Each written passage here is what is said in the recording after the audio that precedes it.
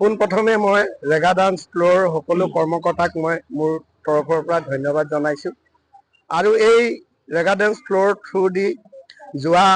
24 আগষ্ট তাৰিখে এটা অডিশ্যন লোৱা হৈছিল হেঙেৰাবাৰী। এই অডিশ্যনত প্ৰায় dance, fashion show', yoga, singing এনে কৰি বহুকেইটা হেৰিত মানে মোটামুটি আমি 300 মান কেণ্ডিডেট চিলেক্ট হৈছে আৰু তেওঁলোকক আমি এই অডিশ্যনটো লোৱা হৈছিল। তেওঁলোকে আমি অহা ডিচেম্বৰৰ 28 তাৰিখে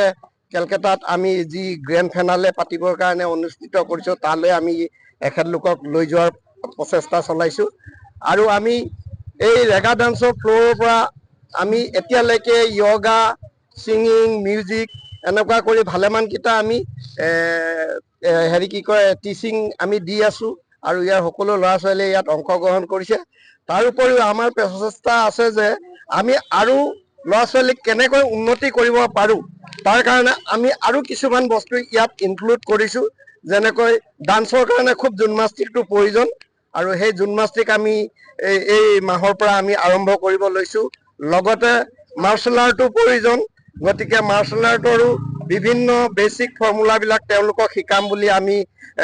চুক্তিবদ্ধ হৈছোঁ। তাৰ উপৰিও আমাৰ ধৰক কোনোবাই যদি ইয়াত ধৰক ফিজিকেল ফিটনেছৰ কাৰণে তেওঁলোকৰ বডি ষ্ট্ৰাকচাৰৰ কাৰণে আহিব বিচাৰে তাৰ কাৰণেও তেওঁলোকে ইয়াত সকলোখিনি সুবিধা পাব। গতিকে আমাৰ এই আমাৰ যিটো ৰেগা ডান্স ফ্ল'ৰৰ পৰা আমি যিমানখিনি পাৰোঁ, যিমান ছাত্ৰ ছাত্ৰীক আমি তেওঁলোকক দিব পাৰোঁ আমাৰ ফালৰ পৰা অভিজ্ঞতা, সেইখিনিৰ কাৰণে আমি ফুল প্ৰচেষ্টা ৰাখিছোঁ আৰু আমি যিখিনি কেণ্ডিডেট এতিয়া আমি 28 তাৰিখে আমি লৈ গৈ আছোঁ কেলকাতালৈ আৰু তেওঁলোকক কেলকাতা বুলিয়ে নহয় তেওঁলোকক আমি প্ৰচেষ্টা চলাই আছোঁ যে তেওঁলোকক কেনেকৈ নেশ্যনেলৰ পৰা ইণ্টাৰনেশ্যনেললৈ আমি কেনেকৈ লৈ যাব পাৰোঁ তাৰ কাৰণে আমি বিভিন্ন প্ৰচেষ্টা আমি অলৰেডি গ্ৰহণ কৰিছোঁ আৰু আমাৰ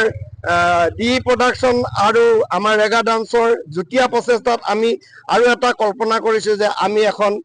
চুটি ছবি হ'লেও আমি আৰম্ভ কৰিম আৰু এই চুটি ছবিত যাতে আমাৰ যিসকল ষ্টুডেণ্ট প্ৰতিযোগী তেওঁলোকে যাতে সকলোৱে অংশগ্ৰহণ কৰিব পাৰে, অংশগ্ৰহণ কৰি তেওঁলোকৰ নিজস্ব টেলেণ্ট দেখাব পাৰে তাৰ প্ৰচেষ্টা আমি অবিৰত ৰাখিছোঁ আৰু ভৱিষ্যতেও আমি কৰি যাম বুলি প্ৰতিবদ্ধ হৈছোঁ। নমস্কাৰ।